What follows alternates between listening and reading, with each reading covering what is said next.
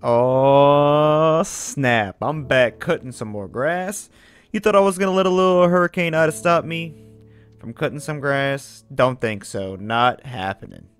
I'm here. I'm back. I'm ready to cut some lawns, even though I still never cut mine at home yet from the hurricane. It's still out there and it's still dirty and full of trash. It's a beautiful yard.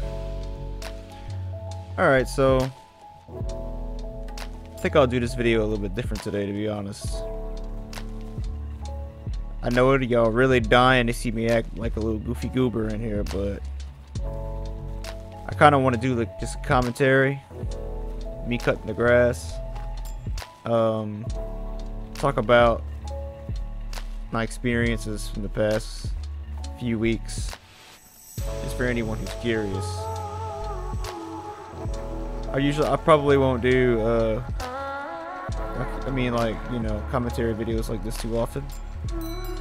I usually try to go for a more comedic approach, but just for this time, I just want to talk about it for a bit. So I got my new mower, by the way, if y'all didn't know. Look at this. I think it's fire. Alright, so yeah, anyways, August 29th is the last time I posted August 29th was the last time that I was connected to the internet, and I'm not sure when my last video was posted, maybe the day before that. But if you didn't know, I'm from South Louisiana, if you can't tell by my accent. But basically Hurricane Ida, Category 4, borderline Category 5 hurricane, the strongest hurricane to hit in a long time. Just hit us. I live in a town called Houma, Louisiana. It's south of New Orleans.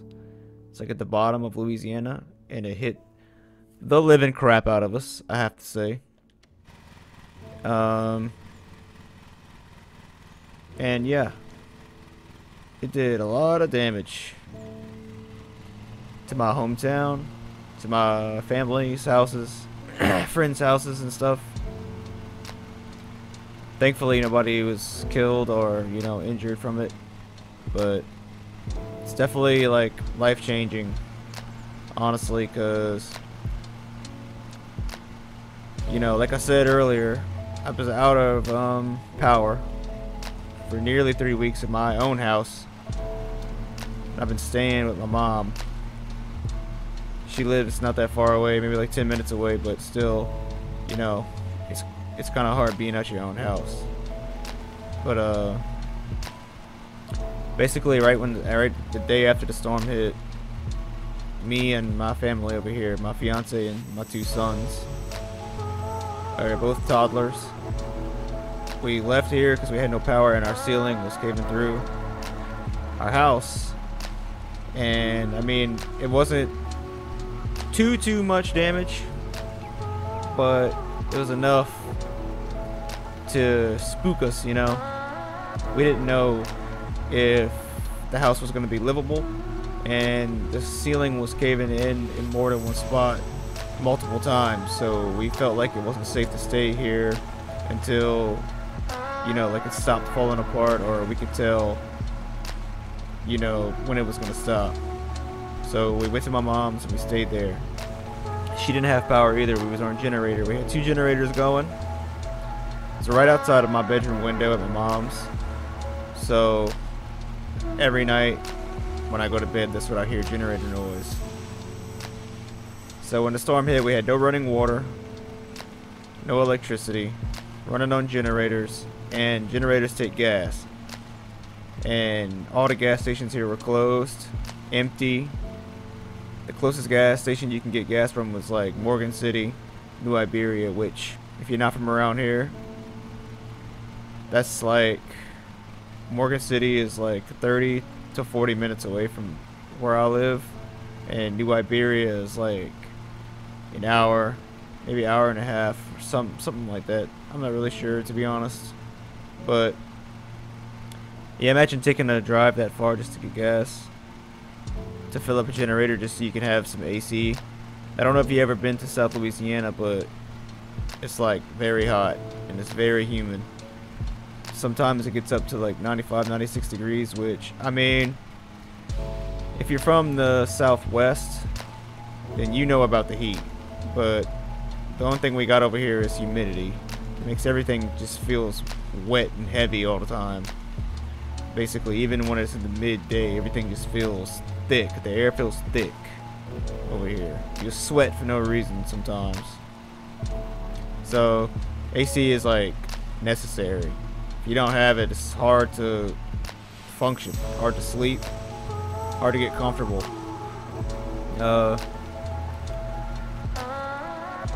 So yeah, 2.5 weeks of generator power, which, I mean, I would say at 5 gallons of gas probably lasts you about 6 hours, 7 hours. So you can imagine how much gas we went through running generators around the clock for 2.5 weeks.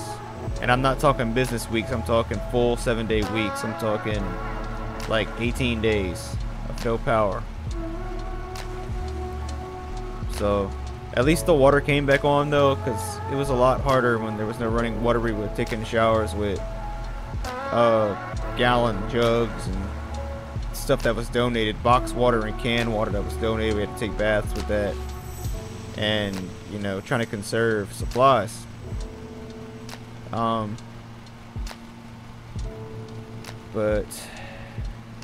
I don't know, this shit's rough. It was very rough. I appreciate my family for being there for me and stuff, but you know, there's no place like being home, especially when I just got my house like a year and a half ago.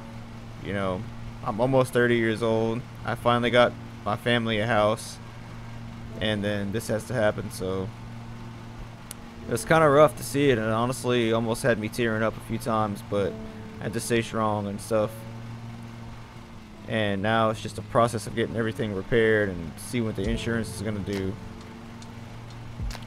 The storm was nothing to play with. I really underestimated it. I should have evacuated.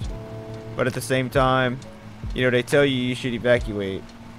But if you do, then you risk like losing more stuff than you have, like food. And if there's something that, there's not a lot you can do to stop damage, but if you can prevent any kind of extra damage from happening, then that's better than not being here, you know, and just everything goes to hell. Especially because you don't know when you're going to be able to come back, you know, to your hometown. Because once you evacuate, sometimes they close it off because it's too damaged. You can't return. You're stuck wherever you're at, and you can't get home to start repairs and start preventing further damage. So yeah, I stayed. I didn't leave, which was terrifying. I don't know if you ever been in a storm with 170 miles per hour winds, or however. I think it was like 100 and I don't know. Some stuff I seen online saying it was like 200 miles per hour, but some other stuff said that it was like 170 or 150, something around those. Either way, fast and strong. Like, I had me and my family were sitting in our hallway of our house to get away from windows and from like doors that could pop open. Every time the wind would gust, well, it was a constant. It's like a constant stream of wind, like loud against the side of your house, and just outside it sounds like trucks are passing. But whenever there's a strong gust, literally you can feel your entire house just rumbling. It's like an earthquake, but instead from underneath, it's like above. It's just hitting the side of your house, and it's wind and rain and debris from other people's houses, and shingles from people's houses, and wood and tree branches. You could literally hear the doors of my house shaking on the hinges. They were rattling, and it's terrifying. And I live in a brick house, so if anybody who was living in a trailer or a mobile home or a wooden house, like, I don't know how you done it, because that must have been awful. So yeah, we had to stick through that in the hallway for about 8 hours of just a pounding. Ida was just pounding us for 8 hours straight with no let up. It was just getting stronger and stronger by the minute. Yeah, I'm not, by the way, just disclaimer, I'm not trying to get sympathy or trying to use Hurricane Ida to my advantage to gain a following. I'm simply just venting and cutting some grass. So don't take this the wrong way. So we'll take it how you want, but this is how it is. I'm just getting it off my chest because I need to talk about it. Yeah, well, anyway, so 18 days with no power. We had water back in the faucets, so that was good. That was a huge difference, having water. The quality of life changed drastically once we got running water again. We were able to take hot showers because a lot of us have gas powered hot water heaters, not electric, which is great because, you know, there's no electric. So generators can only run like a few window unit air conditioners, a few fridges, depending on the size and power you have on your generator. Just kind of hard because you have to decide what you run it and who's sleeping in what room to keep them cool, you know. It's the struggles. But we managed and we made it out good, and now I'm back home. It took my mom's house 18 days to get power. It took my house probably like 20 days. It finally got power. I actually had came over here with my mom and my kids to put a tarp or some kind of covering on my ceiling so that when the power would come back on, my air conditioner wouldn't blow my cold air straight into my attic because it was super hot. All the insulation was falling out. But my living room was still livable. My bedroom was still livable. My garage was pretty tore up. But nobody goes in the garage except to do laundry. So that's like the least of my worries right now. As long as the most of my house is livable and I can stay here until the repairs are being made. And I'm probably going to need a whole new roof. Probably going to need a whole new garage. All of that nonsense. Probably going to be thousands and thousands of dollars. That's what we got insurance for, hopefully. But yeah, everybody over here is trying to get their shit done like that at the same time. So contractors, insurance agencies are all booked up. They're all, you know, backed up on the lines and shit. It's kind of crazy. And it's especially crazy with the COVID pandemic going on, because I mean, it's hard. It's really hard down here to try and worry about, you know, masking up and staying safe and 6 feet apart when everybody is scrambling to try and get just the basic resources to, you know, live. Water, gas, all that nonsense. Thankfully we have like a lot of great people down here in South Louisiana that donate and they cook at churches and stuff, and they hand out food and they hand out supplies that they bring from other states and they bring from other cities. It's a great, everybody helps each other over here. Now, you have your fair share of looters and people who try to steal, but for the most part, a lot of people help each other around here. It's like a great community down in South Louisiana. But yeah, once I got my house all tarped up inside, it was pretty livable. And the power actually came on while I was in the middle of that happening. I felt like I spoke it into existence, because I said out loud to my mom, I said, man, that would be crazy. The power came back on while we were here. Sure enough, like 1 minute later it did, which was pretty mind-blowing.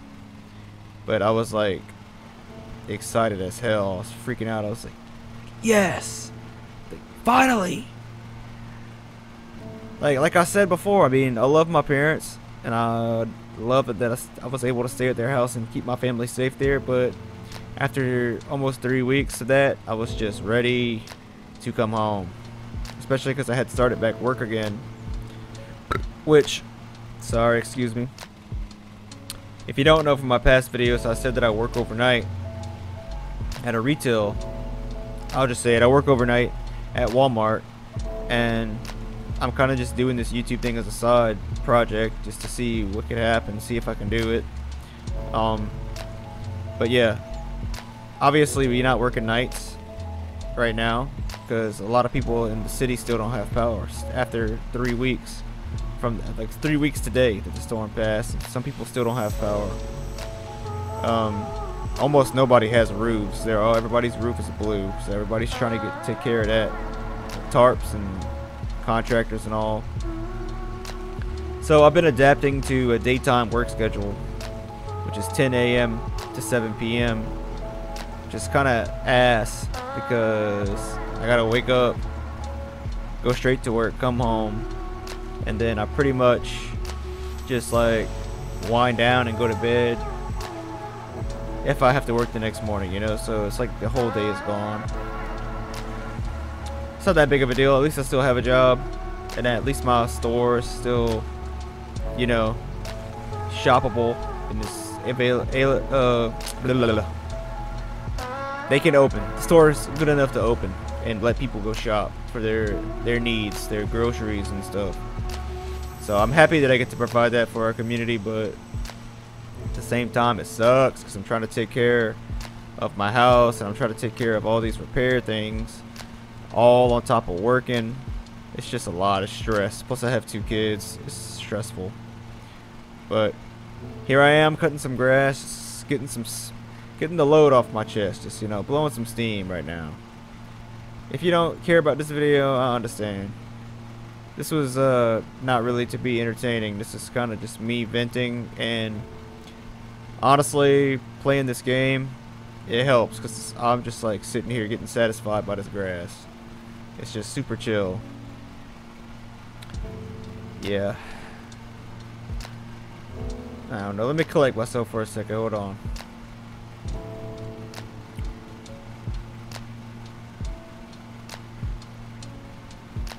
Yeah. Anyways, in conclusion to that, what I was saying is that hurricanes suck, and Hurricane Ida was super strong and super underestimated by a lot of people. It's changed the lives of thousands of people. Not even in just my city, but New Orleans and a lot of other cities around us. Especially ones closer to the Gulf of Mexico, which is super close to the coast. Especially Grand Isle. I don't know if you ever heard of Grand Isle, Louisiana, but it's basically like Louisiana's beach front. It's like a little strip of land where people buy camps, and it's just sand and beach. Now, it's not the best beach, but it's a beach. Everybody who lives down here has been there before, and it used to be like their childhood beach and shit. That's completely wiped out. Like, I don't even think they can call that a city anymore. It's so wiped. Yeah, natural disasters. Can't stop them. You can only prepare for them a little bit. But next time a hurricane comes, my ass is leaving.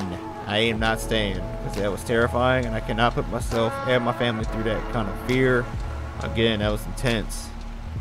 I hope nobody who's watching this has to experience something like that. But I'm sure in your areas there's other kind of disasters you got to worry about, whether it be fires, earthquakes, tornadoes, you know.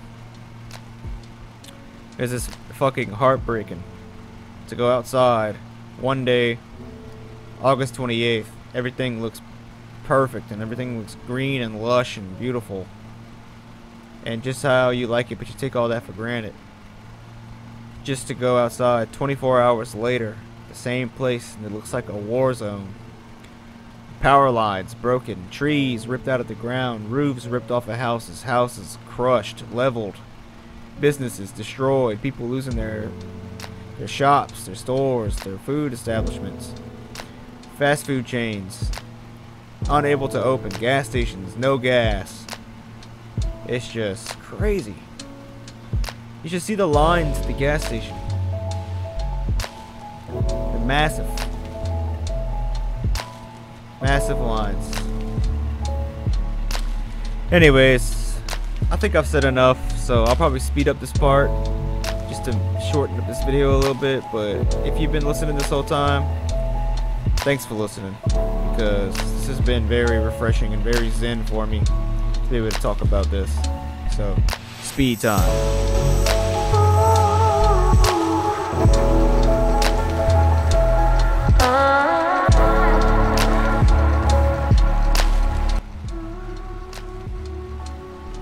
Alright. I damaged the ground a little bit, but honestly, that's okay. It's not that big of a deal. And I damaged it again. Rip. I'm gonna just get to my trailer.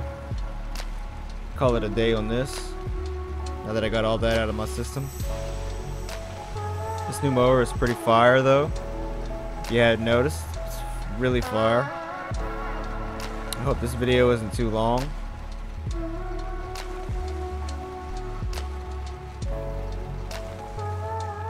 Looks good though.